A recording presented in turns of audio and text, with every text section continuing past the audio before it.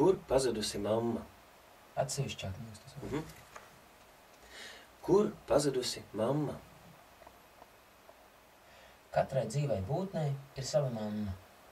Cilvēkiem ir mamma, arī dzīvniekiem un augiem tāda ir. Reiz dzīvoja kartupelis, kas gribēja uzzināt, kur ir viņa mamma. Nu tad Ir ok. tā. Un tā, man draudziņa, stāstīšu tev pasaku par to, kā dziesma izglāba Viniju pulku. Zini, kas ir, Eņģi? Es domāju, tev vairāk līdzīgs tas pulks ar vilku.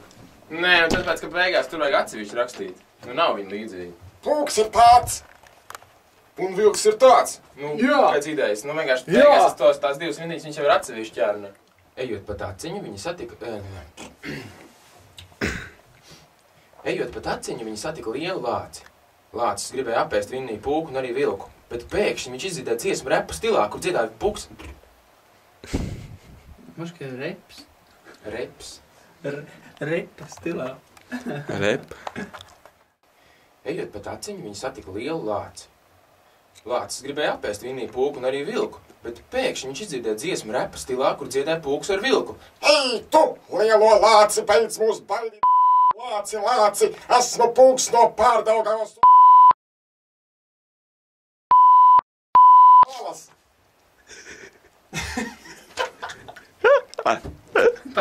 Kāpēc neielikt pī?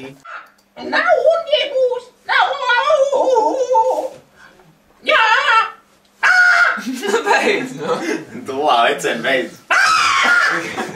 Vainēlis, cik jocīgi tās tavs dziesmiņas, bet man no tās uzreiz palika labāk.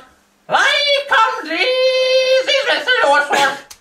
Tā viņa gāja trietā un atnāca dziedājumu pie vecmāmijas. Un nodziedāja viņai izdomāto dziesmu.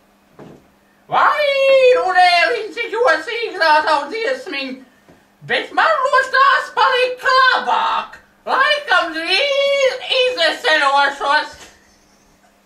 Mīļi, nu!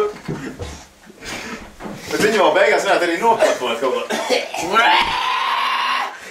Tas viens ķērciens bija beigās. Vispār šito nevajag. Labāk! Šito nedzēs ārā, viņš bija diezgan.